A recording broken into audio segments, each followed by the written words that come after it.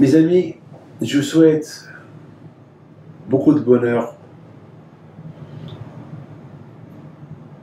Je me suis posé une question. Vous avez tous entendu parler d'un grand prophète qui était aussi grand que Moshe Rabbeinu. C'est un prophète pour les nations. Il s'appelle Bilam. La question se pose, comment est-ce possible que Bilam, il était un prophète, il sait la vérité, il sait que Hachem, c'est lui le bon Dieu, il sait que s'il est prophète, c'est pas parce qu'il est saint, il était impur, c'est parce que Hachem lui a donné tout gratuit. Pourquoi? Parce que, pour ne pas que les nations ils disent, oui, les Juifs, ils ont un prophète, et nous, n'avions pas de prophète. À l'époque, il y a 3000 ans, la plupart des gens, ils étaient idolâtres. Les nations, ils étaient idolâtres. Aujourd'hui, grâce à Dieu, il y a beaucoup moins d'idolâtrie. Mais à l'époque, l'idolâtrie était très fréquente. Donc, les Juifs, ils croyaient qu'il n'y avait que Dieu, mais il y avait beaucoup de nations à l'époque, il y a 3000, 4000 ans, depuis la création du monde jusqu'à quelques milliers d'années plus tard, que les gens, ils ont compris qu'il y a un Dieu. Donc, par rapport aux gens, aux nations de l'époque, qui ne disent pas pourquoi il n'y a que les Juifs qui ont un prophète et pas eux, alors Hachem leur a donné un prophète comme Bilam, il était rachat. Mais la question se pose, comment est-ce possible? Bilam, il connaît la vérité, il sait qui est Hachem, il est prophète, il a peur d'Hachem, et même, il a dit une fois, eh ben, je voudrais bien mourir comme un juif, mais il ne veut pas vivre comme un juif, il veut mourir comme un juif, et il dit, je veux mourir comme Abraham, Yitzhak, Yaakov, je veux mourir sadique, et je veux ma fin, une belle fin, mais il veut vivre comme un âne. C'est-à-dire qu'il veut que la mort, une belle mort. Il veut... Mais attends, pour bien mourir, il faut bien vivre, il faut être un tzaddik. Si tu veux le Gan Eden, si tu veux le paradis, il faut être un tzaddik.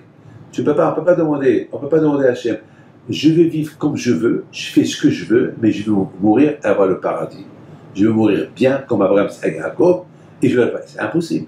Alors ma question se pose, comment est-ce possible que Bilam était de cette manière-là? Comment est-ce possible? Je n'ai pas compris. En plus, il voit que le Emet, la vérité. D'ailleurs, lui-même, il a dit Matuvo Alecha Yaakov. Lorsqu'il a vu les bénis Israël, lorsqu'il les a vus en train, quand ils étaient tout le temps à la yeshiva, il était jaloux d'eux. Il a dit Matuvo Alecha Yaakov. Oh là là, j'ai envie d'être comme vous. C'est de la folie. Il va être comme eux. Oh là là, quelle est belle votre Torah. Vous êtes super. La Shrina, l'auréole, elle est avec vous. Il donnait des éloges. Mais, alors, comment on comprend? Vivre dans une contradiction totale. Il veut vivre comme un rachat et il veut mourir comme un tzaddik. C'est pas possible. Comment on comprenait ça? Vous savez, à Bretagne, il y avait une fois une femme qui a invité ses copines, elle leur a fait un bon gâteau, un très bon gâteau. Et tout le monde a aimé le gâteau. Et tout le monde a demandé à cette femme, est-ce que vous pouvez me donner la recette de ce gâteau? Elle était heureuse, elle dit, bien sûr, je vous donne. Aujourd'hui, les femmes, ils gardent leur recette. Mais cette femme-là était bonne. Elle a donné la recette à toutes ses copines. Et voilà, il y a une copine qui l'appelle, lui a dit, mais le gâteau la recette que tu m'as donnée était horrible. Le gâteau n'était pas bon, et pourtant j'ai fait exactement à la lettre ce que tu m'as dit de faire. Alors la femme dit, c'est pas possible. Le gâteau devait être bon. Alors, je te pose une question. Est-ce que tu as fabriqué ton gâteau dans les ustensiles propres? Elle dit non, j'ai utilisé une marmite que j'ai cuit là-bas la viande. Je lui ai dit, ben, c'est pour ça, le gâteau n'était pas bon. Si tu veux que le gâteau il soit bon, il faut le faire cuire, il faut le faire dans une marmite propre. Ah, mais je comprends pourquoi il était salé.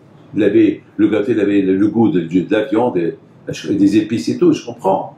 Mes amis, si on veut que notre prière, elle monte, parce que lorsqu'on prie, c'est une fabrication de prière dans un corps qui doit être pur et saint.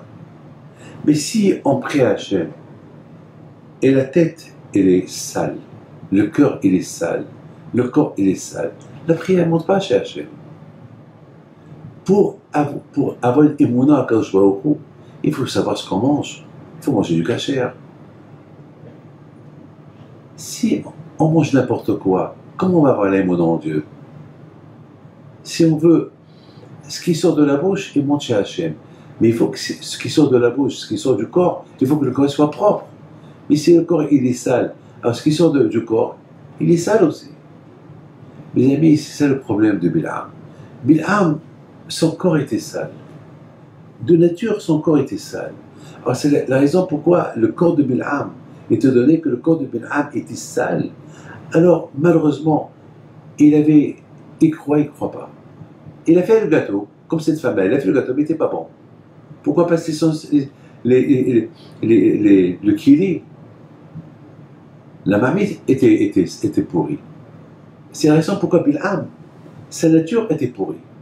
Et lorsque la nature, elle est pourrie, eh ben, vous savez, mes amis, lorsqu'on plante quelque chose dans un endroit où il est infecté par de la saleté, eh ben, ce qui va pousser, il va être sale, il ne va pas être bon.